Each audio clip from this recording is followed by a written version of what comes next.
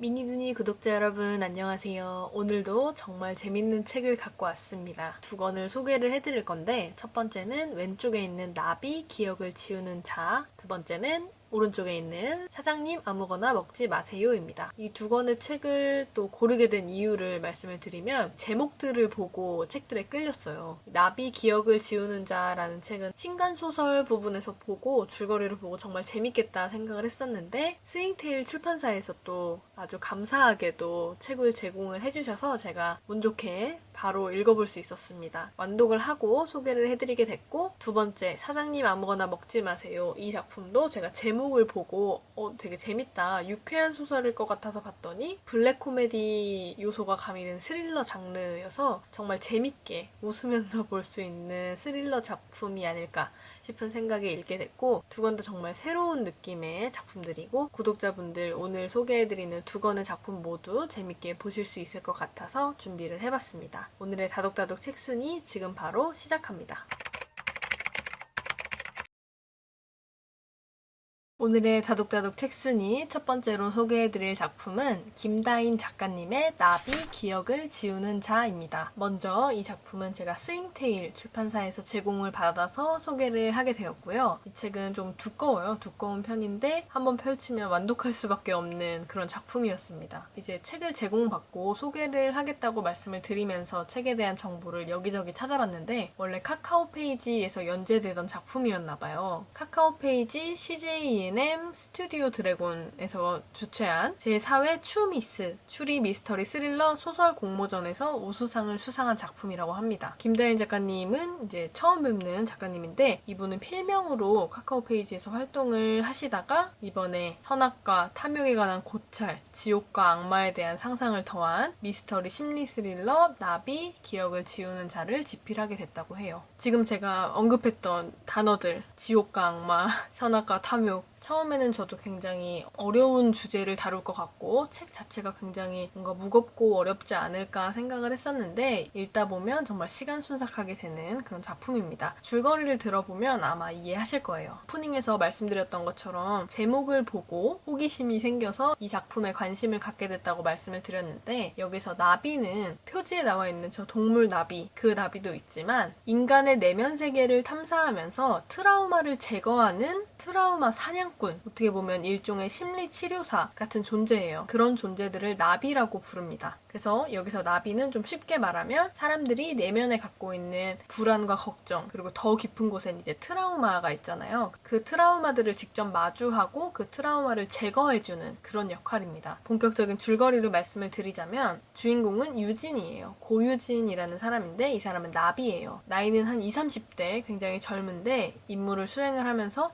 많은 돈을 벌어놔요. 나비의 임무 자체가 한 사람의 트라우마를 제거해주는 일종의 심리치료이기 때문에 부르는 게 값이었어요. 나비를 만나고 또 치료를 받고 자신의 트라우마를 제거를 하려면 이제 부르는 게 값이었는데 사람들을 치유해주고 돈을 많이 번다. 어떻게 보면 장점이 많다고 생각이 될 수도 있지만 굉장히 위험한 임무였어요. 왜냐면 트라우마가 깊을수록 내담자와 호접자로 구분을 하는데 트라우마를 갖고 있는 사람이 내담자고 이제 치료를 해주는 나비, 이 사람들을 호접자라고 하는데 내담자의 트라우마가 깊을수록 나비들도 위험해졌어요. 그곳에 갇혀서 알 수 없는 생명체들의 공격을 받아서 영영 그곳에 갇혀있고 이게 내면 세계에 갇혀있는 거는 현실 세계에서는 뇌사 상태에 빠지는 거였는데 그렇게 뇌사 상태에 빠진 나비들도 많았어요. 그러니까 어떻게 보면 큰 돈을 벌 수 있지만 거의 목숨을 걸고 하는 임무들이죠. 나비들이 맡은 임무에 대해서 중점적으로 이해를 해야 줄거리가 쉽기 때문에 제가 좀 자세히 말씀을 드리면 이 사람들은 내담자의 내면 세계에 들어가고 블랙박스라는 생체 모니터를 활용해서 내담자의 트라우마를 조사를 해요. 그때의 감정을 느끼고 그때를 재현하고 해서 이 생체 모니터, 블랙박스라는 생체 모니터에 그런 내용들이 기록이 돼요. 그래서 이 사람들은 경찰에 협조를 하기도 하고 또 재판에서 이 나비들의 블랙박스, 나비들의 기록이 증거로 채택이 되면서 굉장히 굉장히 중요한 역할을 하고 있었죠. 그런데 어느 날 주인공 유진이 어김없이 나비 임무를 하고 있다가 평소에 같이 일하던 형사에게서 한 일을 제안을 받습니다. 그게 어떤 거였냐면 한 대형 교회 목사가 제안한 일인데 한 여자아이가 있다. 근데 이 여자아이가 자신이 지옥에 갔다 왔다는 얘기를 하면서 다른 사람들한테 이제 미친 사람이다 손가락질을 당하고 있었어요. 근데 이 목사가, 이 영악한 목사가 생각을 하기를 이 여자애가 지옥에 갔다 온 게 맞는 것 같고 나비를 통해서, 나비의 블랙박스를 통해서 그 지옥을 증명할 수 있으면 교회로 오는 사람들이 더 많겠다. 어떻게 보면 전도를 할 수 있겠다. 신도를 늘릴 수 있겠다. 이런 생각에 15억이라는 거금을 걸고 이 여자의 내면 세계를 조사해달라고, 내면 세계를 들여다봐달라고 요청을 합니다. 거절할까 고민을 하던 유진은 결국 이 요청을 수락을 하게 되고 그 여자아이, 서연이라는 아이였는데 그 아이를 만나러 가요. 사실 이 서연이라는 아이는 유진이라는 나비를 만나기 전에 이미 지옥을 보고 왔다는 걸 증명하기 위해서 5명의 나비를 통해서 내면 세계를 들여다봤으나 그 5명이 모두 뇌사 상태에 빠지는 사건이 발생을 한 거예요. 비교적 일을 더 잘하는 유진을 통해서 이 일을 맡기게 되었는데 유진은 그 서연이라는 아이를 보고 2년 전 목숨을 잃었던 자신의 동생을 떠올리게 됩니다. 근데 이 동생은 정말 열심히 교회를 다니는 신실한 신자였어요. 그래서 그런 모습들을 보면서 서연의 내면 세계에 들어가서 정말 지옥을 보게 되는 그런 줄거리가 펼쳐집니다. 평소에 일상생활을 다루는 작품이 아니다 보니까 조금 설명하는데 길어졌는데 여기는 정말 지옥이 등장해요. 서연의 내면 세계에서 정말 지옥을 만나게 되는데 지옥의 요소들이 다양하게 등장을 해요. 깊은 트라우마일수록 그게 괴물의 형태를 띠고 있는데 다양한 생명체들이 등장을 하고 또 12대악마들이 등장을 하고 악마들의 요람이라 불리는 지옥의 최신부 카타콤이라는 장소도 등장을 합니다. 그래서 우리에겐 좀 낯선 단어들, 낯선 장소들이 등장을 해서 조금 어떻게 보면 SF 판타지 같은 느낌이 또 들기도 하지만 작품 자체가 정말 새로운 소재라는 느낌이 들었고 읽으면서 이걸 내가 100% 이해하면서 읽을 수 있을까 걱정을 했지만 정말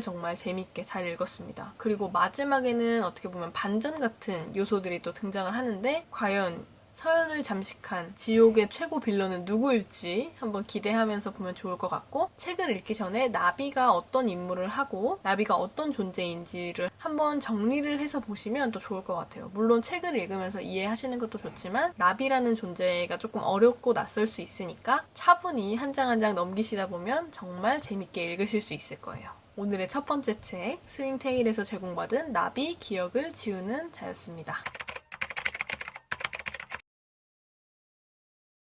오늘 두 번째로 소개해드릴 작품은 안티 투오마이넨 작가님의 사장님 아무거나 먹지 마세요입니다. 이 작품도 역시 제가 제목을 보고 꽂혀서 궁금해서 막 알아봤던 책인데 도서관에 있길래 예약을 해서 조금 인기 작품이라 기다리다가 받아본 작품입니다. 제목이 확 눈에 들어와서 한번 찾아봤는데 줄거리가 그렇게 마냥 재밌는 내용은 아니더라고요. 약간 심각한 얘기긴 한데 조금 블랙 코미디처럼 심각한 사건을 유머로 승화시키는 그런 느낌을 받은 작품인데 일단 먼저 작가님에 대해서 소개를 해드리자면 작가님 이름을 처음 보기도 했지만 이름 자체가 약간 좀 낯선 느낌이 들었는데 아니나 다를까 유럽, 북유럽, 또 핀란드 쪽 작가님이시고 유럽에서 가장 재미있는 작가로 알려져 있대요. 항상 장르 소설을 보다 보니까 재미있는 작품을 볼 때가 거의 없었는데 이번 작품은 미스터리한 작품임에도 굉장히 재밌는 이 작가님만의 매력으로 또 재밌게 승화시키는 그런 작품이라고 해서 굉장히 기대를 했는데 아니나 다를까 12년 동안 광고업계에서 굉장히 알아주는 카피라이터로 활동을 했대요. 기발하고 재치 있는 묘사와 깊이 있고 감각적인 대사들이 많이 등장을 한다고 하는데 12년간의 카피라이터 경험에서 나온 그런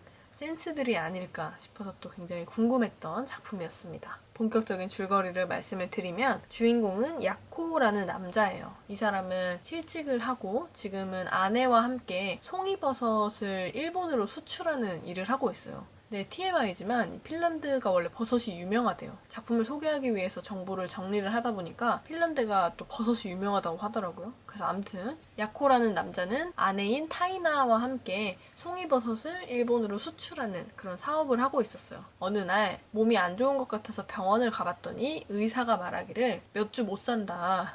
이미 지금 몸에 독이 쌓여있다. 근데 이건 버섯에서 나온 독인 것 같다. 이 독은 한 번에 훅 쌓이는 게 아니라 조금 오랜 기간을 두고 조금씩 쌓여서 지금 상황이 만들어진 거다. 몇 주 안 남았다. 이런 얘기를 합니다. 그래서 정말 충격을 받아서 이 사실을 아내에게 빨리 알려야겠다 하고 집에 갔는데 이 아내인 타이나가 10살 어린 남자 직원 패트리와 한 침대에 있는 것을 목격을 합니다. 아내의 불륜 현장에서 바로 목격을 한 거죠. 그래서 너무 충격을 받았어요. 이게 여러 핵폭탄들이 지금 떨어질 예정인데 첫 번째는 자신의 시한부 몇 주 살 수 없다. 몇 주밖에 안 남았다라고 시한부 인생이다라는 통보를 받았고 두 번째는 자신이 정말 믿었던 너무너무 사랑하는 아내가 자신이 운영하는 회사의 직원인 심지어 10살 어린 그것도 되게 번지르르한 사람인데 불륜 상대인 패트리는 이혼을 한 지 얼마 안 됐어요. 근데 또 뭐 집도 뺏기고 요트도 뺏기고 했던 사람인데 그 사람과 아내가 불륜을 저지르고 있는 모습을 목격을 했고 또 한 가지 충격적이었던 건 야코가 송이버섯 수출을 하면서 그래도 어느 정도 성공하고 자리를 잡은 상태였는데 바로 근처에 같은 업종의 회사가 차려집니다. 이게 수상한 3인조가 등장을 하는데 이 3인조가 하미나 머시룸 컴퍼니라고 해서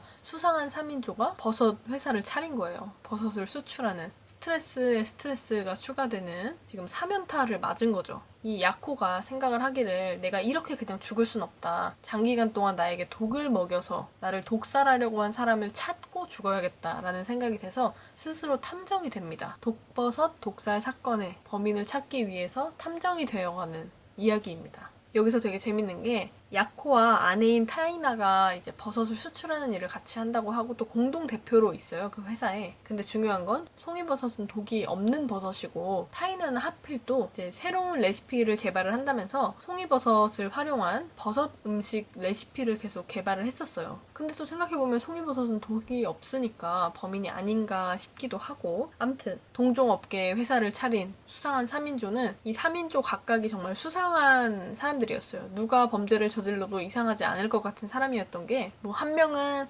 어머니를 죽여서 감옥에 가 있다가 출소한 지 얼마 안 됐고 한 명은 또 막 덩치가 엄청 크고 약간 힘이 세서 누구든 제압할 수 있을 것 같은 자신이 마음먹으면 못하는 일이 없을 것 같은 막 그런 사람들이 모여있는 게 3인조입니다. 살 날이 얼마 남지 않았음에도 자신을 죽인 범인을 찾기 위해서 자신을 독살하려는 범인을 찾기 위해서 노력하던 이 야코는 계속해서 여러 사건에 휘말려요. 3인조는 야코가 운영하는 이 회사의 직원들을 빼돌리려고 하고 또 아내는 야코가 왜 아직 안 죽었지? 하는 눈빛으로 쳐다보는 것 같고 여러 가지 정황들이 보이는데 새로운 살인사건이 발생하는 굉장히 어두운 것 같으면서도 유쾌한 재밌게 풀어나가는 그런 작품이에요. 이 작품은 정말 블랙 코미디 스릴러 장르라고 할 수 있는데 유럽에서 가장 재미있는 작가가 쓴 이 작품 정말 궁금해서 보게 됐고 줄거리만으로도 여러분의 흥미를 유발할 수 있을 거라고 확신하면서 오늘의 두 번째 책 사장님 아무거나 먹지 마세요 소개를 마칩니다.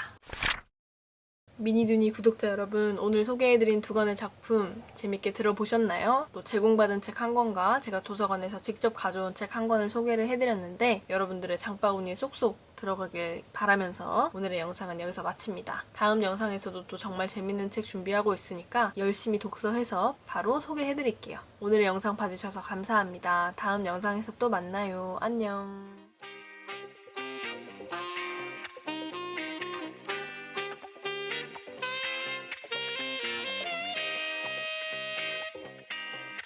Enchantée.